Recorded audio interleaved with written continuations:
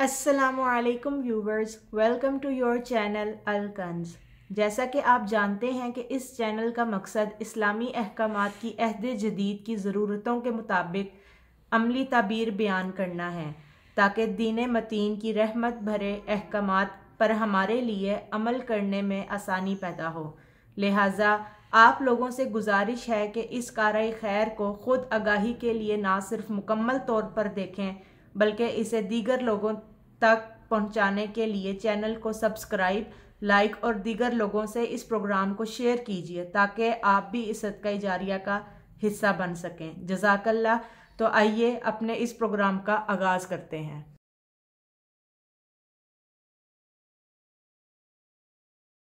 अस्सलामुअलैकुम डॉक्टर साहब। वालेकुम सलाम वरहमतुल्लाहि वबरकातुहू। क्या हाल है आपका? अल्लाह के एहसान है बेटा। जैसे कि हमारा एक मौजू चल रहा है ज़कात के ऊपर, तो उसी से रिलेटेड कुछ और सवालात मौसूल हुए थे, तो मैंने सोचा कि आपसे इसके बारे में आगाही ले ली जाए, ताकि हमारे जो व्यूवर्स हैं वो उस चीज़ से आगाह हो सकें। तो मेरा आपसे पहला सवाल है, क्या मियाँ बीवी एक दूसरे को या औलाद को ज़कात दे सकते हैं? अल्हम्दुलिल्लाहि रब्बिल आलमीन वल आक़िबतु लिल मुत्तक़ीन वस्सलातु वस्सलामु अला रसूलिल करीम व अला आलिहि व अस्हाबिहि व अहले बैतिही अजमईन, अम्मा बाद। बेटा, ये बड़ी अहम सी बात है।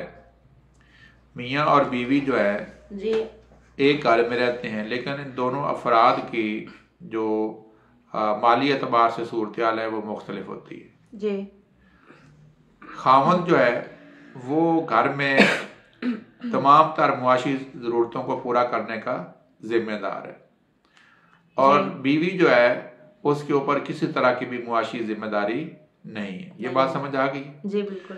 अब आप देखें कि औलाद की भी जिम्मेदारी मुआशी जो है बाप के ऊपर है, यानी कि खावंद के ऊपर आ गई, जी, और बीवी की जो मुआशी ज़रूरतें हैं वो सारी की सारी खावंद ने पूरी करनी है। जी, चुनाचे नबी अलैहिस्सलाम से जो है ना, हमें जो आपकी अहादीस से रहनुमाई मिलती है। बुखारी शरीफ में दो अहादीस जो हैं वो हमारे पास आती हैं, जिनसे मालूम होता है कि खावंद जो है वो अपनी बीवी को ज़कात नहीं दे सकता, क्योंकि खावंद जो है वो ज़िम्मेदार है, ठहराया गया है अपने ख़ानदान की ज़रूरतों को पूरा करने का। सही, अलबत्ता अगर बीवी अमीर है, चूँकि उसके ऊपर तो घर को चलाने की मुआशी जिम्मेदारी नहीं है, जी, तो वो अगर अपने खामद को महसूस करती है कि वो कमज़ोर है जी, और उसके घर के खराज नहीं चल रहे हैं, तो उस सूरत में वो अपनी ज़कात जो है अपने अमवाल की अपने खामद को दे सकती है। तो ठीक, नबी अलैहिस्सलाम से हमारे पास दो रवायतें जो हैं वो सही बुखारी शरीफ में इमाम बुखारी अलैहिर्रहमा ने बाब ज़कात के किताब ज़कात के अंदर लेकर आए हैं।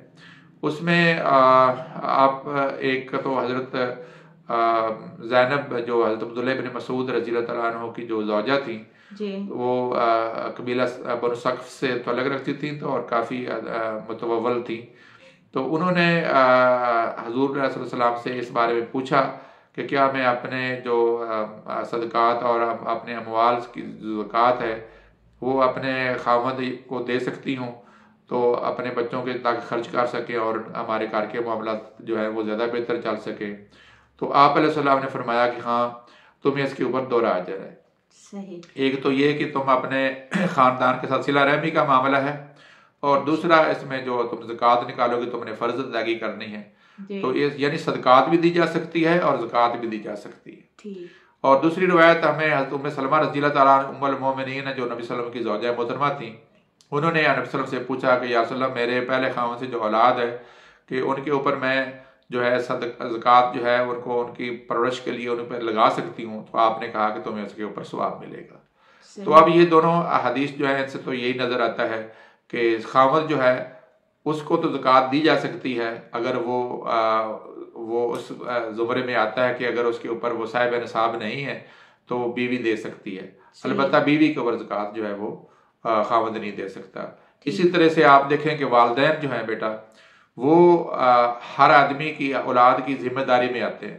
तो औलाद कभी ना माँ बाप औलाद को ज़कात दे सकते हैं, ना औलाद जो है वो माँ बाप को ज़कात दे सकती। माँ बाप का हक यही है कि उनकी वो परवरिश खुद अपने सही अपनी जो आमदनी है उससे करे। ठीक। अच्छा, तो डॉक्टर साहब मेरा नेक्स्ट क्वेश्चन ये है कि बीवी अगर बगैर पूछे खामन के माल से सदका कर दे तो उसका हुक्म क्या है?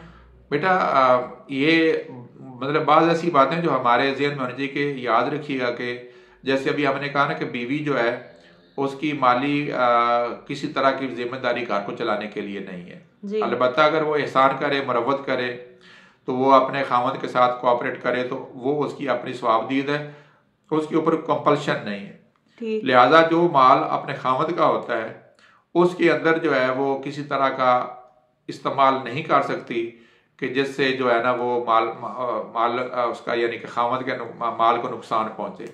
अलबत्ता नबी सल्लम से जो बुखारी शरीफ में हमें बाब सदकात में जो हदीस मिलती है कि सैयदा आयशा रज़ी अल्लाह अन्हा से कि ऐसी सूरत में कि अगर औरत फजूल खर्च ना हो तो अगर वो घर से किसी को खाना दे दे तो हालांकि वो है तो मालिक की तरफ उसके खामद के माल से, या वो किसी को थोड़ा बहुत सदका कर देती है तो अल्लाह तबारक तआला अगर वो फजूल खर्च नहीं है तो उसको औरत को भी सवाब मिलेगा उसके देने की वजह से और उसके खामद को भी सवाब मिलेगा क्योंकि वो उस माल का मालिक है। तो इसी तरह से अगर कोई भी ईमानतदार है अगर वो फजूल खर्च नहीं है, गलत जगहों पे पैसा खर्च नहीं करने वाला और मुनासिब जगह पे जहाँ पे ज़रूरत थी और उसने अगर थोड़ा बहुत माल दे दिया तो उस सूरत में वो उसके ऊपर सवाब भी है, मालिक को भी सवाब मिलेगा और जो सदका देने वाला यानी बीवी है उसको भी सवाब मिलेगा। तो ये बेटा बड़ी अहम सी चीज़ें हैं कि रिश्तेदारों में भी जो आपके डिपेंडेंट नहीं है, जैसे बहनें हैं वो आप आदमी की डिपेंडेंट नहीं होती तो बहन को ज़कात लग जाएगी, भाई आदमी का डिपेंडेंट नहीं होता तो भाई अगर आपका कमज़ोर है तो उसको भी ज़कात लग जाएगी।